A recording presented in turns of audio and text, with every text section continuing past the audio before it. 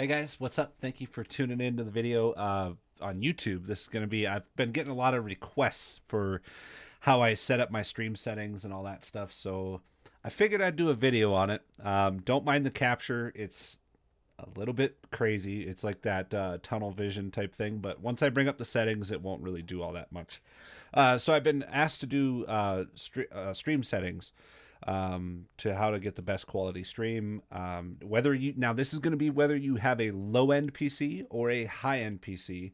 I typically stream more on the lower side. I do have a very powerful PC, one of the top of the market, but I prefer to stream on the lower end because it's going to be dang near the same quality. Most people, I think 92% of my viewership is watching on a tablet or a phone anyway, and screens that small for like 720p and stuff like that, it's not really going to make a difference if it's 4K or 720. It's really not, to the mostly untrained eye. However, we do have, I'm going to go and jump straight into the settings for you guys. If you have any questions, make sure you leave them in the comments down below. By the way, guys, it takes a little bit of time to make these videos, edit them and stuff like that. So if you can leave a thumbs up on the video and do all that cool stuff, that'd be really, really cool of you. Also, don't forget to subscribe. I appreciate that. So here we go with the video. I'm going to bring up my settings. It is not bringing it up in the background. I wonder why. So, as far as settings, it's going to go to General, Stream. There we go. There we go. Now it's popping up. So, in the settings, you're going to want to go to your stream. Obviously, link all of your streams and stuff like that. Go ahead and do all that stuff. The biggest part of this is going to be the output right here. So, streaming. Obviously, I'm recording right now, so I can't really adjust any of this, but just basically copy and paste pretty much everything I have here. This is going to be Streamlabs SLOBS. Other words, there is another streaming platform called OBS that you can use. I have used that, and I have found that Streamlabs OBS is a little bit easier as far as getting your settings right. And also, yes, it does use a little bit more CPU, but I can tell you that when I'm streaming with OBS or when I'm streaming with Streamlabs, it does not, it's negatable. Unless you have a really low end CPU, really low end, we're talking like an i3, 3100K or something like that. It's not going to matter. I noticed like a 2% difference. So big whoop, big deal. Okay, so if you have an NVIDIA card, the first thing, okay, audio track 1, obviously. If you have an NVIDIA card, you're going to want to use hardware NVENC new. If you do not have a video card or an NVIDIA card, you're going to want to use, so NVIDIA would be like a GTX, RTX, things like that. MSI, whatever, MSI GTX 1080. If you don't have an NVIDIA card, you're going to want to use X264. That is going to be your next best chipset. Encoder, sorry. Rate control, you're going to want to put it on CBR.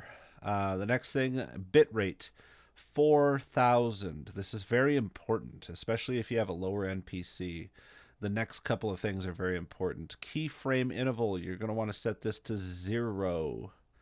Also, your quality preset you're going to want to set to quality. By the way, I have everything opened up on advanced. And then profile, you're going to want to set to high. Also, GPU 0, max B frames 2. The next part of this is going to be your audio. I always set it to 44.1 because this is strictly what the people at Shure and the people at Elgato have told me to set it at. That's for my microphone. That's for your audio.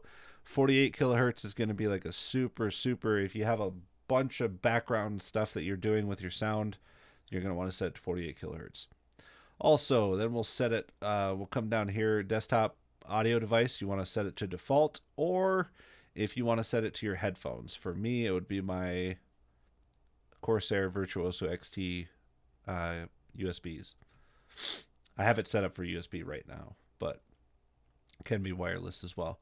Microphone. This is going to be my main microphone or your main microphone. If it is the one on your headset, you're going to want to go in here, headset microphone, Corsair Virtuoso, headset microphone, Audio Technica, headset microphone.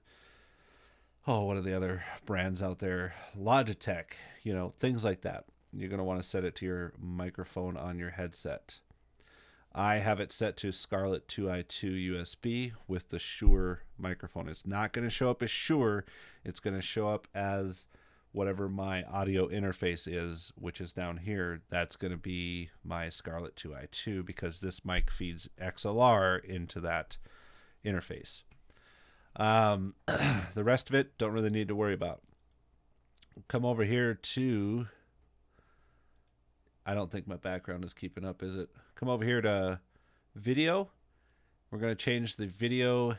It's not updating. There we go. You'll want to change your video, your base canvas resolution. This is not going to affect what is on your screen. Don't get that twisted. It is not going to affect what you're playing at. Whatever you're playing at is the resolution of your monitor unless you are going through an Elgato. If you're going through an Elgato, you're going to want to set your base resolution to whatever you want to play at, and then your output resolution right here, you're going to want to set this to 1280 by 720. The reason why the 1280 by 720 is so important is because that's what the people will see. That's what everyone will see. And then also 60 frames. If you have a much, much lower end CPU, put this to 30 or 29.97. I usually just select 30. Downscale filter, Lacoste, sharpen scaling 32 samples. There's also a bicubic, I believe, in there. You can also set it to that if you need to go a little bit lower and your PC is having issues with processing the video. Go ahead and put that down. If you have a lower end CPU, put this down a little bit. I have mine as 32 samples, Lacoste, sharpen scaling. FPS type, common SPS values, 60 frames. Again, lower end CPU, put it at 30. The rest of this, advanced, video format, color format, stuff like that, does not matter. Does not matter at all. This is one that I actually do skipped frames thresholds for my notifications. I will actually put that. I'm thinking about putting that down a little bit more. 20% skip frames is a little bit much for it to give me a notification. Appearance doesn't really matter. It does not matter at all. This is just the appearance of the app. Remote control doesn't matter. Doesn't matter. Get support doesn't matter. So that's my video, guys, on how to set up your stream settings. If you have any questions at all, please leave them in the comments down below. I will try to answer them the best that I can. And again, most of these settings, like in here, in output and in audio and video, are going to be almost identical to OBS. Yes, I realize OBS uses a little bit less CPU, but it does not matter what you use. I use Streamlabs because it's a little bit easier. I don't want to go through a bunch of crap in OBS and make all my overlays and things when on Streamlabs, overlays are on a store and you can either purchase them or use the free ones. Big deal. It is a big deal because it makes it a lot easier. But anyways, guys, if you have any questions, leave them in the comments down below. Thank you guys so much for tuning in. I will see you guys in the next one. Stay frosty. Peace out.